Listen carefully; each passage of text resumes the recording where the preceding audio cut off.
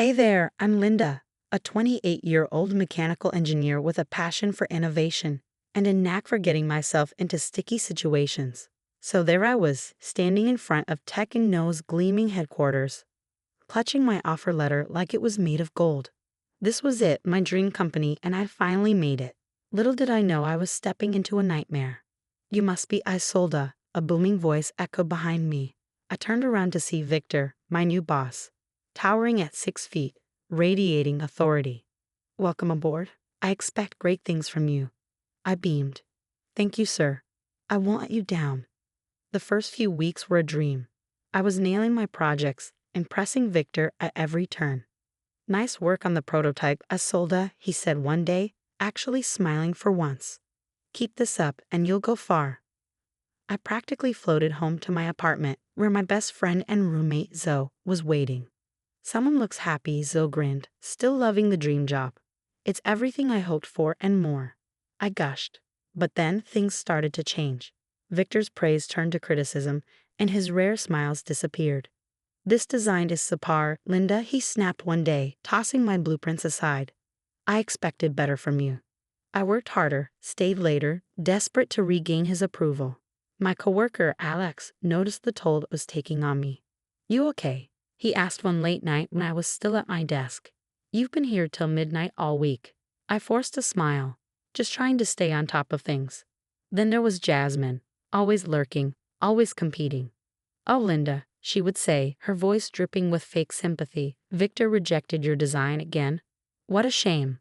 I tried talking to Greg in HR about the pressure, but he just shrugged it off. "Victor's a perfectionist," he said. "That's why we're the best. You'll adjust." The only bright spot was Ethan from it. He'd stop by my desk with a sympathetic ear and cryptic warnings. "Be careful around Victor," he'd whisper. "He's not always what he seems." I brushed off his concerns, focusing on proving myself, until the day it all came crashing down. I was working on a crucial project, running on 3 hours of sleep and way too much coffee, when I made a mistake. A small calculation error. But in engineering, even small errors can be catastrophic. As I stared at my screen, my heart sank. Victor was going to kill me. I had no idea this mistake was about to set off a chain of events that would turn my dream job into a living nightmare. But hey, they say what doesn't kill you makes you stronger, right? I was about to find out just how strong I could be. I stood in Victor's office, my heart pounding as I explained the error. His face turned an alarming shade of red. "Incompetent," he roared, slamming his fist on the desk. "Do you realize what this could have cost us?"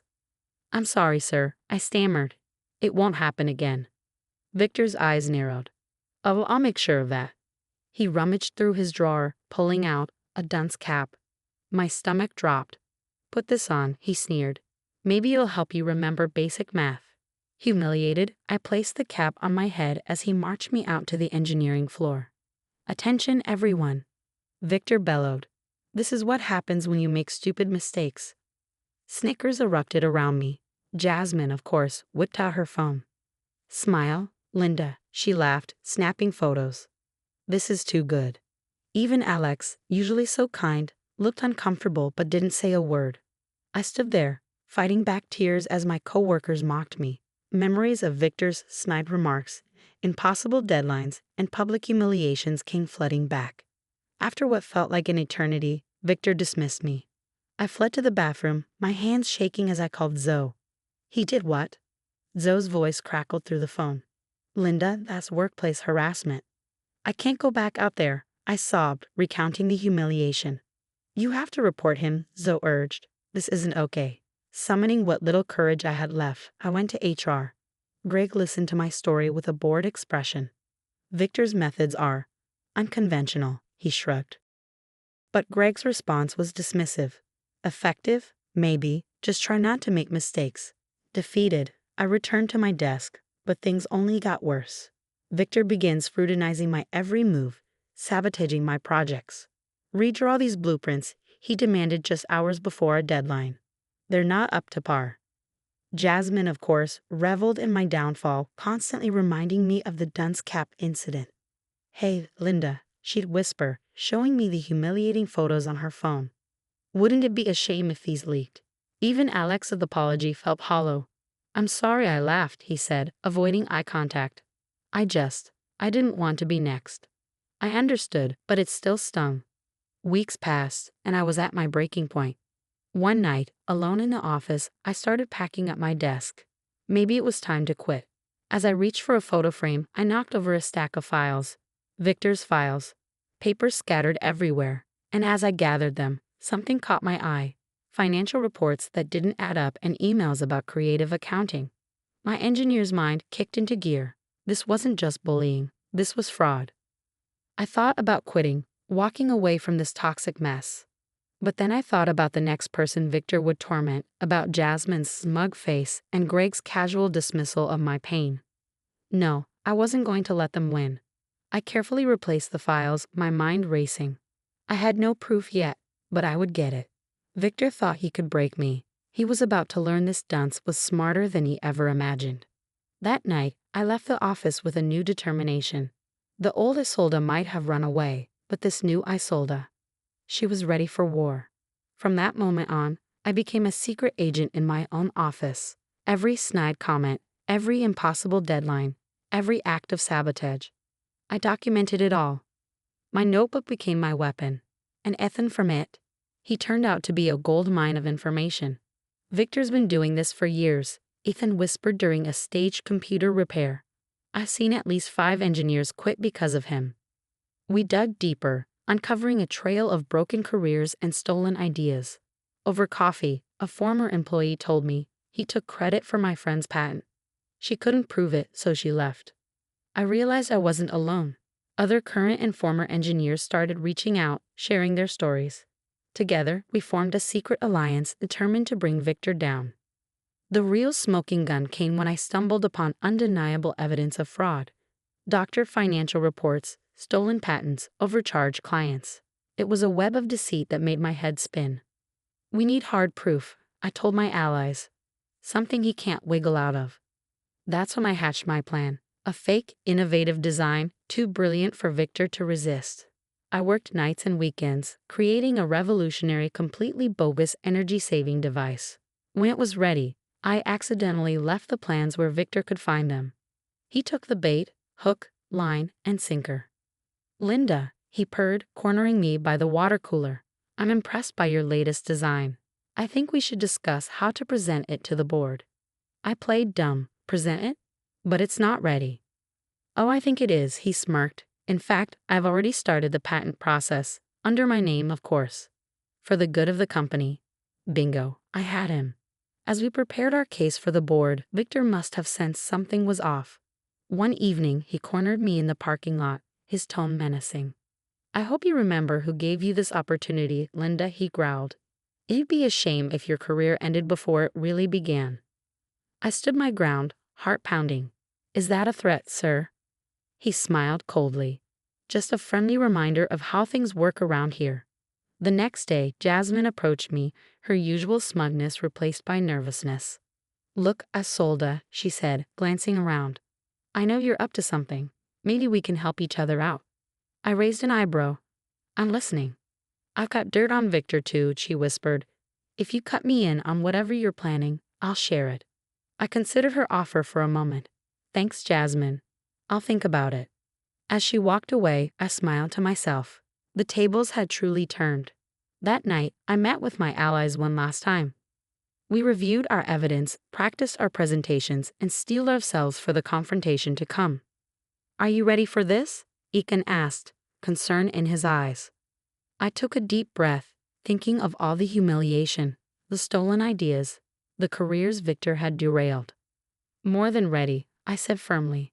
It's time Victor learned that karma's a real, well, you know. As we left the cafe, I felt a mix of excitement and fear.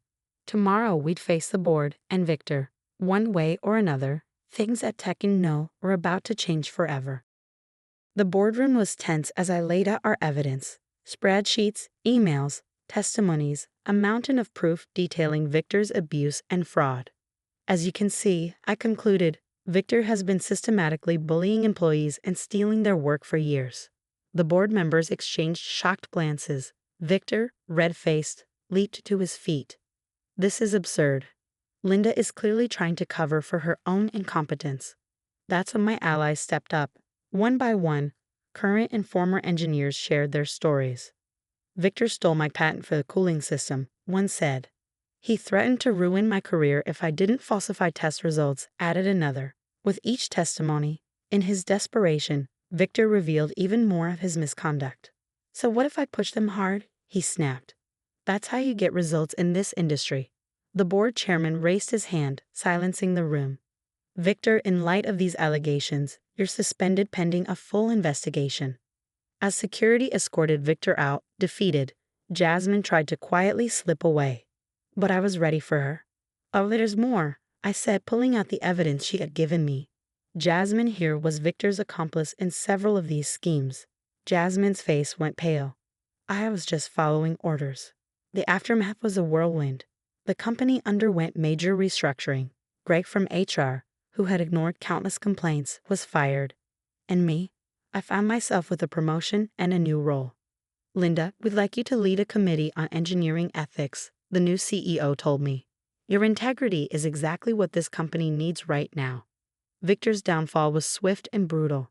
His professional reputation lay in ruins, job offers rescinded, industry connections severed. 6 months later, as I settled into my new office, Ethan burst in, waving a newspaper.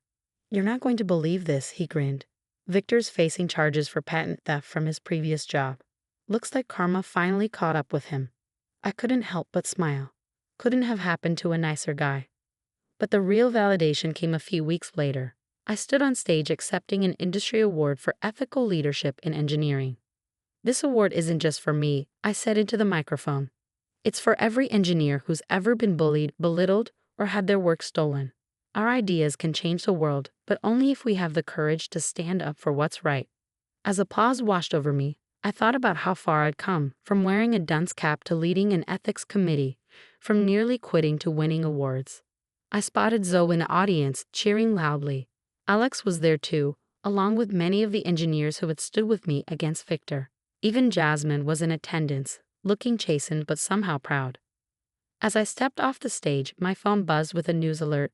Former Techn Noa executive pleads guilty to multiple charges of fraud and patent theft. I smiled to myself. Victor had thought he could break me, use me, and discard me like so many others. Instead, he'd unleash a force he never saw coming. Walking out into the bright sunlight, award in hand, I felt a sense of peace. The nightmare was over, but more importantly, I had made sure it would never happen to anyone else again. Sometimes, standing up for what's right isn't just about personal vindication. It's about changing the system, one unethical boss at a time. And that's the end of Isolda's journey, from humiliated engineer to industry leader. Now here's a question for you. Was Linda justified in setting a trap for Victor with the fake design, or did she cross an ethical line herself? Is it ever okay to fight deception with deception in the workplace? Share your thoughts in the comments below.